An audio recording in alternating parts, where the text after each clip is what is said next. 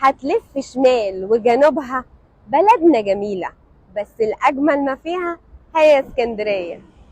اتأسست اسكندرية على قرية صغيرة اسمها راكوتيس في عهد الإسكندر المقدوني، وخلاها عاصمة مصر سنة 331 قبل الميلاد.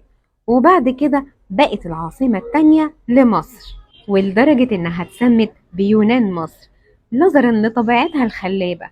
وسنة 702 في عهد السلطان الناصر محمد بن قلاوون وقع زلزال كبير في مصر، وفضلت توابعه 40 يوم.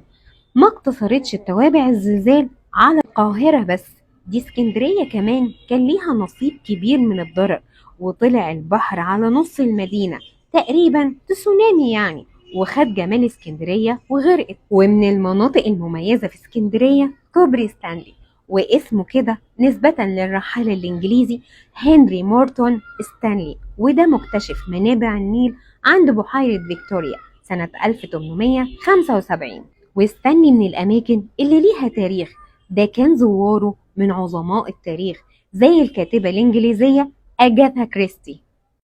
وأكيد في طريق كورنيش اسكندرية هتعدي على مكتبة الإسكندرية اللي أنشئت على إيد خلفاء الإسكندر المقدوني بطليموس الثاني، وبتضم مجموعة من روائع كتب العالم القديم، وكانت بتضم وقتها 700 ألف مجلد. وفي عهد يوليوس قيصر اتحرقت مكتبة الإسكندرية علشان يحمي نفسه من بطليموس الصغير. مكتبة الإسكندرية ليها قصة وحكاية أكيد هنتكلم عنها.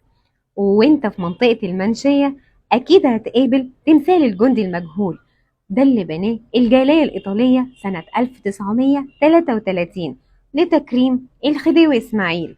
وسنة 1965 شالوا تمثال الخديوي إسماعيل ونقلوه متحف الفنون الجميلة في محرم بيه، وعملوا مكانه نصب التذكاري للجندي المجهول.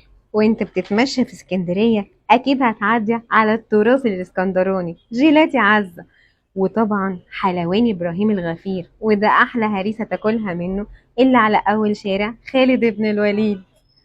ده طبعا من أقدم شوارع اسكندرية التجارية اللي بتضم محلات لا حصر لها ولا عدد، وفيها أجمل المنتجات التجارية اللي ممكن تشتريها وبأقل الأسعار كمان.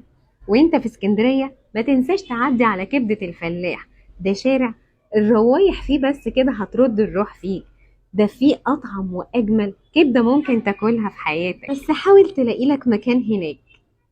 وعماري يا اسكندرية يا عروسة البحر المتوسط وجميلة يا بلدي.